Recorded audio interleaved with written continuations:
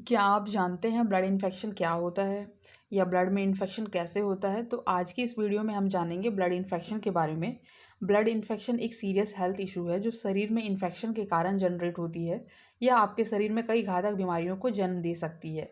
इसके कारण शरीर के कई अंग भी काम करना बंद कर देते हैं, इसलिए ब्लड इन्फेक्शन को लेकर अवेयरनेस बहुत ज़रूरी है। ब्लड इन्फेक्शन को सेप्सिस या सेप्टिसीमिया भी कहा जाता है। तो इस वीडियो में हम जानेंगे कि ब्लड इन्फेक्शन क्या है, इसके लक्षण व कारण के बारे में, शरीर में इन्फेक्शन कैसे होता है और ब्लड इन्फेक्शन का इलाज कैसे होता है। सेप्सिस कॉम्प्लिकेशंस, ब्लड इन्फेक्शन में क्या खाएं, एक्सेट्रा एक्सेट्रा। तो सबसे पहले जानते हैं कि ब्लड इन्फेक्शन या सेप्सिस या सेप्टिसीमिया क्या होता है। ब्लड में इन्फेक्शन तब होता है जब आपके ब्लड में कोई इन्फेक्शन हो। इस कंडीशन को सेप्सिस या सेप्टिसीमिया के नाम से भी जानते हैं।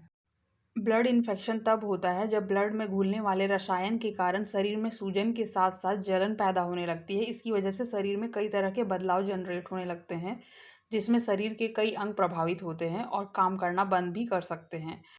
सेप्सिस सेप्टिक शॉक का रूप ले लेता है तो ब्लड प्रेशर अचानक कम होने लगता है और डेथ भी हो सकती है। सेप्टिक शॉक वो होता है जिसमें इन्फेक्शन बहुत ज़्यादा फैल जाता है और शरीर के कई अंग काम करना बंद कर देते हैं। वैसे तो ब्लड इन्फेक्शन किसी को भी हो सकता है, लेकिन यह प्रॉब्लम कमज़ोर इम्यूनिटी वाले लोगों को और बुजुर्गों में ज़्यादा देखने को मिलती है। ब्लड इन्फेक्शन के शुरुआती इलाज में पेशेंट को एंटीबायोटिक्स और नसों में आईवी फ्लूइड्स या लिक्विड सब्सटेंसेस दिए जाते हैं ताकि हालत गंभीर होने से बचाई जा सके। अब आगे बात करते हैं ब्लड इन्फेक्शन के लक्षणों के बारे में। ब्लड इन्फेक्शन को 3 स्टेजेस में बांटा गया है। पहला है अर्ली सेप्सिस, दूसरा है सीवियर सेप्सिस, तीसरा है septic shock. According to experts recommendation, sepsis का शुरुआत में ही इलाज करा लेना चाहिए। अर्ली सेप्सिस के सिम्टम्स हैं 1 मिनट में 20 बार से ज़्यादा सांस लेना, बॉडी टेम्परेचर में बदलाव होना, 1 मिनट में 90 से ज़्यादा बार दिल का धड़कना एक्सेट्रा। अब बात करते हैं सीवियर सेप्सिस के लक्षणों के बारे में। तो इसमें शामिल है डिफ़िकल्टी इन ब्रीदिंग, मानसिक स्वास्थ्य में अचानक परिवर्तन आ जाना, यूरिन कम आना, पेट दर्द होना, दिल का असामान्य रूप से धड़कना। ओके, नेक्स्ट है सेप्टिक शॉक। सेप्टिक शॉक के लक्षण में भी सीवियर इन्फेक्शन होता है, साथ ही ब्लड प्रेशर बहुत कम हो जाता है। अब आगे जानते हैं कि ब्लड इन्फेक्शन के कारण क्या हैं, किन कारणों से होता है ब्लड इन्फेक्शन। अंडर रिएक्शन यानी जब इम्यून सिस्टम सही तरीके से काम नहीं करता है, या फिर ओवर रिएक्शन यानी वायरस जो है वो इम्यून सिस्टम के प्रति हानिकारक ट्रिगर के रूप में काम करता है। इस कारण यह इन्फेक्शन हो सकता है। ब्लड इन्फेक्शन का मुख्य कारण बैक्टीरियल इन्फेक्शन माना जाता है, लेकिन यह कई बार अदर इन्फेक्शन के कारण भी हो सकता है। साथ ही pneumonia, meningitis, urine infection, appendicitis etcetera जैसे गंभीर बीमारी वाले लोगों में भी ब्लड इन्फेक्शन होने के चांसेस ज़्यादा होते हैं।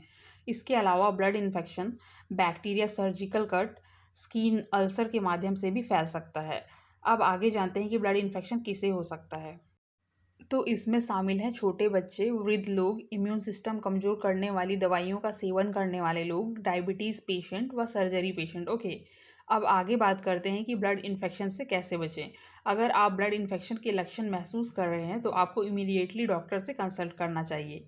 ब्लड इन्फेक्शन को फैलने से रोकने के लिए आप कुछ उपाय हैं उन्हें फॉलो कर सकते हैं, जैसे नियमित रूप से वैक्सीनेशन कराते रहें, अपने आसपास स्वच्छता बनाए रखें, सर्जरी, कट या जख्मों की सफाई करते रहें। जिनका इम्यून सिस्टम कमज़ोर है उनको खास तौर से ध्यान देना चाहिए।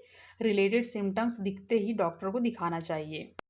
किसी भी प्रकार की बाहरी चोट, खरोच के लिए डॉक्टर से कंसल्ट करना चाहिए। साथ ही अपने छोटे से छोटे घावों को भी अच्छे से ड्रेसिंग करना चाहिए और सही एंटीसेप्टिक का यूज़ करना चाहिए।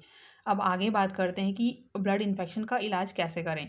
तो इलाज से पहले डॉक्टर्स कुछ टेस्ट कराते हैं, जैसे ब्लड में मौजूद बैक्टीरिया की जांच, ब्लड में एसिड की मात्रा की जांच, ब्लड टेस्ट की हेल्प से प्लेटलेट्स और वाइट ब्लड सेल्स के लेवल की जांच, CT scan, X-ray, ultrasound etcetera से इन्फेक्शन के सोर्स की जांच, किडनी और लिवर फंक्शन टेस्ट या जांच के रिजल्ट के अकॉर्डिंग यह कंफर्मेशन हो जाती है कि ब्लड इन्फेक्शन या सेप्सिस है या नहीं।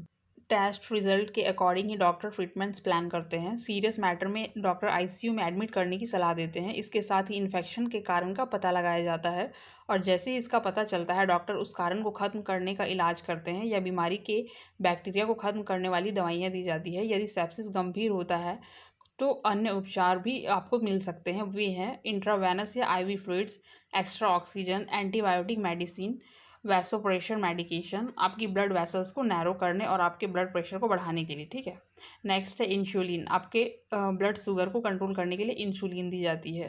एक सांस लेने की मशीन जिसे वेंटिलेटर कहा जाता है उस पे पेशेंट को रखा जाता है। आपकी किडनी को बेहतर काम करने में मदद करने के लिए डायलिसिस किया जाता है। नेक्स्ट है किसी इन्फेक्शन को खत्म करने या साफ करने के लिए सर्जरी की जाती है। अब आगे बात करते हैं सेप्सिस कॉम्प्लिकेशंस की। जैसे जैसे सेप्सिस या ब्लड इन्फेक्शन बदतर होता जाता है यह आपके पूरे शरीर में और अधिक समस्याएं पैदा करता है। इनमें आपके किडनी खराब हो सकते हैं, आपकी उंगलियों और पैर की उंगलियों में डेड टिश्यू या गैंग्रीन जिसे सर्जिकल हटाने की ज़रूरत हो सकती है।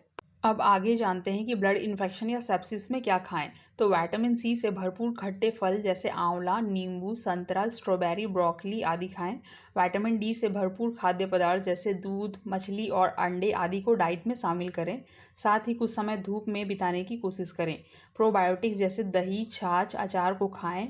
एंटीऑक्सीडेंट से भरपूर खाद्य पदार्थ जैसे ग्रीन टी, हल्दी, dark chocolate, blueberry, strawberry, beans, चुकंदर आदि खाने से भी लाभ होता है। जो खाद्य पदार्थ बीटा कैरोटीन से भरपूर होते हैं जैसे कि गाजर, पालक, केला, खरबूजा, शकरकंद, जड़ वाली सब्जियां और साग अवश्य खाना चाहिए। विटामिन ई से भरपूर पदार्थ जैसे एवोकाडो और पालक, नट्स और बीज, हरी पत्तेदार सब्जियां आपकी डाइट का हिस्सा हो सकते हैं। ओके, इसके अलावा कच्चे फल और कच्ची सब्जियां ना खाएं। साथ ही कॉफ़ी, चाय और हॉट चॉकलेट जैसे गर्म पेय के सेवन से बचें।